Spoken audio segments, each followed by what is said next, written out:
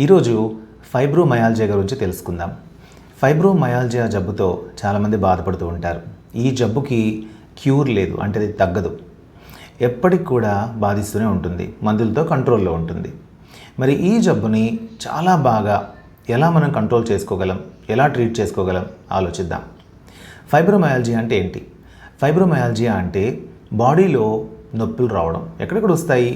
బాడీని కనుక 4 క్వాడ్రంట్స్గా విభజిస్తే, అంటే కింద 2, పై 2, కుడి పక్కన ఎడం పక్కన ఇట్లా 4 భాగాలుగా కనుక మనం విభజిస్తే 4 క్వాడ్రంట్స్లో కూడా 4 భాగాల్లో కూడా నొప్పి వస్తూ 3 నెలల కంటే ఎక్కువ కాలంగా నొప్పి కనుక ఉంటే అలాంటప్పుడు అది ఫైబ్రోమయాల్జియా కావచ్చు.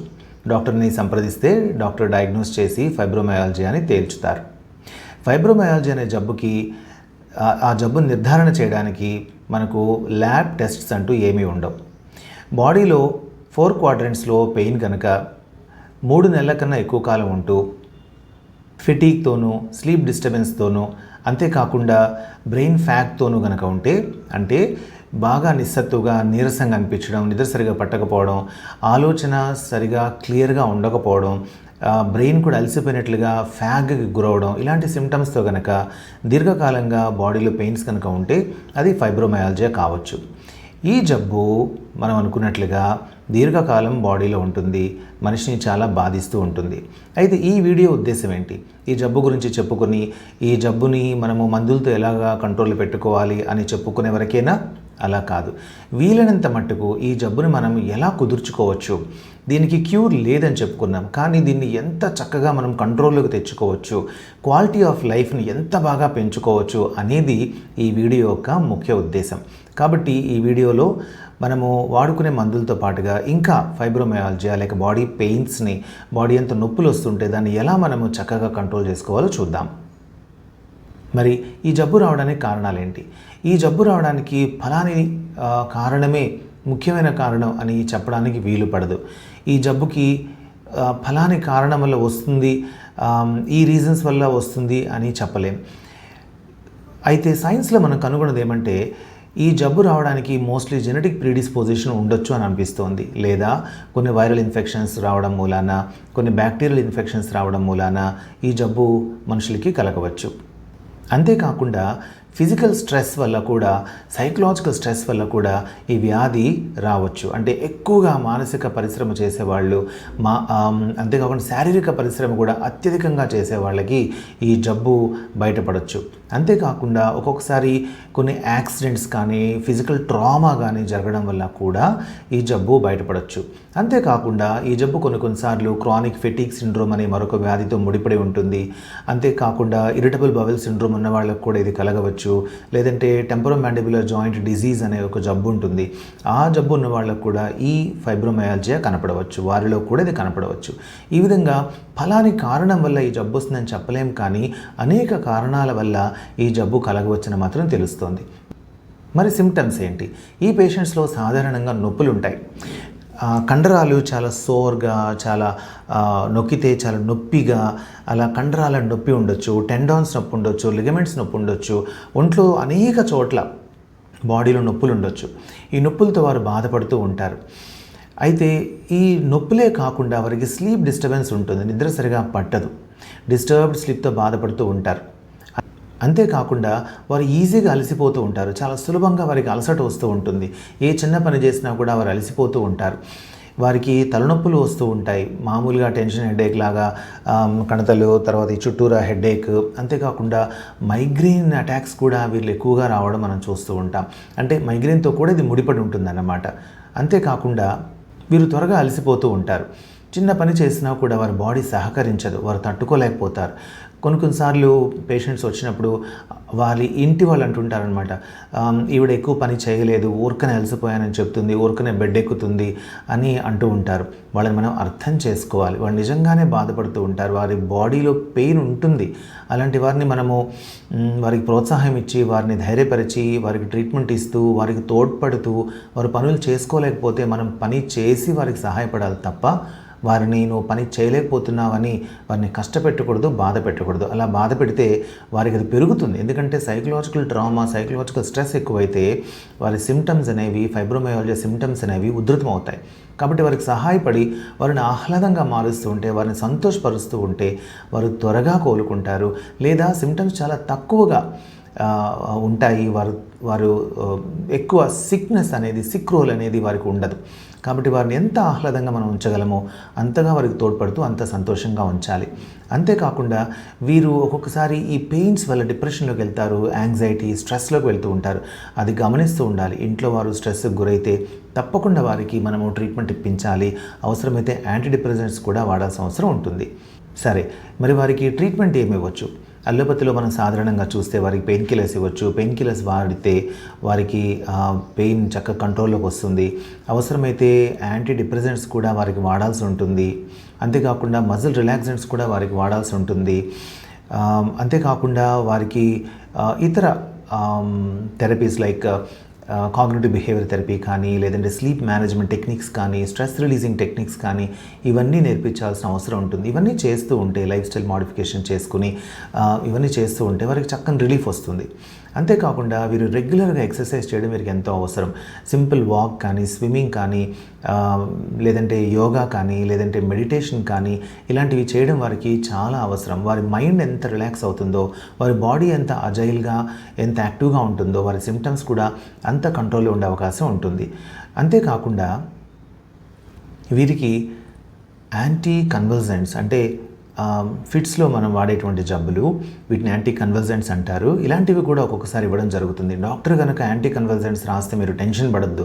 ఏంటి డాక్టర్ ఇలా రాసేసారు అని కొంతమంది ఫీల్ అయిపోతూ ఉంటారు. లేదు, కొన్ని యాంటీ కన్వల్సెంట్స్ ఈ పేషెంట్స్కి బాగా పనిచేస్తాయి. పేషెంట్కి సిమ్టమాటిక్ రిలీఫ్ ఇవ్వడం కోసము ఆ మందులు వాడడంలో తప్పు లేదు. కాబట్టి డాక్టర్ కనుక మీకు రాస్తే నిరభ్యంతరంగా మీరు వాడుకోవచ్చు. కొన్నిసార్లు వీరికి ఆక్యుపంక్చర్ బాగా పనిచేస్తుంది. తర్వాత వీరికి మసాజ్ థెరపీ పనిచేస్తుంది. కైరోప్రాక్టిక్ కేర్ అని ఉంటుంది, అది కూడా పనిచేస్తుంది. ఇలాంటివి కూడా మనము ఈ పేషెంట్స్కి వాడి వీరికి రిలీఫ్ అనేది ఇవ్వవచ్చు. మరి ఈ మందులు వాడుతుంటే కలిగేటువంటి సైడ్ ఎఫెక్ట్స్ ఏమైనా ఉంటాయా? ఉంటాయి. ఈ రోజుల్లో ఉన్నటువంటి మందులు సాధారణంగా తక్కువ సైడ్ ఎఫెక్ట్స్ ఉన్న మందులుగా ఉన్నాయి. చాలా రీసెర్చ్ ప్రూవెన్ మందులుగా ఉన్నాయి. కాబట్టి అంత భయపడాల్సిన అవసరం లేదు. అయినా కూడా సైడ్ ఎఫెక్ట్స్ అనేవి ఉంటాయి కాబట్టి మనం తెలుసుకోవడం మంచిది. పెయిన్ కిల్లర్స్ వాడుతున్న వారు కనుక దీర్ఘకాలం పెయిన్ కిల్లర్స్ వాడితే అలాంటి వారికి కడుపులో యాసిడిటీ రావడము, గ్యాస్ట్రిక్ అల్సర్స్ ఏర్పడము, లేదంటే కిడ్నీ ఫెయిల్యూర్ లాంటివి జరగవచ్చు. అందరికీ జరగదు, చాలా కొద్ది మందికి ఎక్కువ కాలం పెయిన్ కిల్లర్స్ వాడితే అలాంటి వారికి జరగవచ్చు. అంతేకాకుండా యాంటీ డిప్రెసెంట్స్ కనుక వాడితే అలాంటి వారికి కొంచెం డిజినెస్ కానీ, గిడ్డినెస్ కానీ రావచ్చు. మజిల్ రిలాక్సెంట్స్ వాడినా కూడా గిడ్డినెస్, డిజినెస్, డ్రౌజినెస్ లాంటివి కొన్నిసార్లు కలగవచ్చు. యాంటీ డిప్రెసెంట్స్ వాడిన వారికి ఎక్కువ ఫెటీగ్, లేదంటే వారికి ఇలాగే గిడ్డినెస్, డిజినెస్ రావచ్చు. వెయిట్ గెయిన్ కూడా యాంటీ డిప్రెసెంట్స్ వల్ల కూడా కలవచ్చు. మరి వీరికి డైట్ ఏంటి? ఏం తింటే వీరు హ్యాపీగా, హెల్తీగా ఉంటారు? షుగర్ కనుక మానేస్తే చాలా సిమ్టమ్స్ కంట్రోల్లోకి వస్తాయి. షుగరు అంటే చక్కెర, బెల్లం కంట్రోల్ చేసేసి అసలు మానేస్తే చాలా బాగుంటారు. కార్బోహైడ్రేట్స్ కనుక కంట్రోల్లో పెడితే, ముఖ్యంగా ఇలాంటి free carbohydrates, junk food, sugary items అన్నీ మానేస్తే చాలా చక్కగా కంట్రోల్లో ఉంటారు. అంతేకాకుండా యాంటీ ఆక్సిడెంట్స్ రిచ్గా ఉన్న ఫుడ్ తీసుకోవాలి. అంటే కలర్డ్ ఫ్రూట్స్ తీసుకోవడం మంచిది. బ్లూబెర్రీ, బ్లాక్బెర్రీ, క్రాన్బెర్రీ, స్ట్రాబెర్రీ, పొమగ్రనేట్స్, తర్వాత కాలా జామున్ అంటే నేరేడు, ఇలాంటివి తీసుకోవడం మంచిది. కలర్డ్ వెజిటబుల్స్ తీసుకోవడం మంచిది. టొమాటోస్, తర్వాత red and yellow bell peppers, తర్వాత సిట్రిక్ యాసిడ్ బాగా తీసుకోవడం మంచిది. ఆకుకూరలు బాగా తీసుకోవడం మంచిది. ఇలా యాంటీ ఇన్ఫ్లమేటరీ ఫుడ్ తీసుకోవడం మంచిది. ఆలివ్ ఆయిల్ కూడా మంచిది. వేపుళ్ళు మానేయడం మంచిది. నాన్ వెజ్ తీసుకోవచ్చు, కానీ వేపుళ్ళు నాన్ వెజ్ కానీ వెజ్ కానీ ఏ వేపుడు తినకపోవడం మంచిది. అంతేకాకుండా కీటో డైట్లో కూడా దీనికి మేలు కలిగే అవకాశం ఉంది. కార్నివోర్ డైట్ వల్ల కూడా ఈ పేషెంట్స్కి మేలు కలిగే అవకాశం ఉంది. సో ఒకవేళ మీరు కనుక ఇంకొంచెం బెటర్మెంట్ కోసము కీటో డైట్ చేస్తాను, లేదంటే కార్నివోర్ డైట్ చేస్తాను అంటే ఒక 3 months పాటు మీరు కీటో డైట్ కానీ కార్నివోర్ డైట్ కానీ ట్రై చేస్తే మీకు మంచి రిజల్ట్ వచ్చేటువంటి అవకాశం ఉంది. అంతేకాకుండా స్ట్రెస్ లేకుండా చూసుకోవడం మంచిది. ఎక్సర్సైజ్ రెగ్యులర్గా ఉండాలి. ఈ పేషెంట్స్కి కొన్ని ట్రిగర్స్ ఉంటాయి. అంటే కొన్ని సందర్భాల్లో ఈ పెయిన్స్ ఎక్కువ అవుతాయి. ఎలాగా ఆ ట్రిగర్స్ని అవాయిడ్ చేయడం ఎలాగా?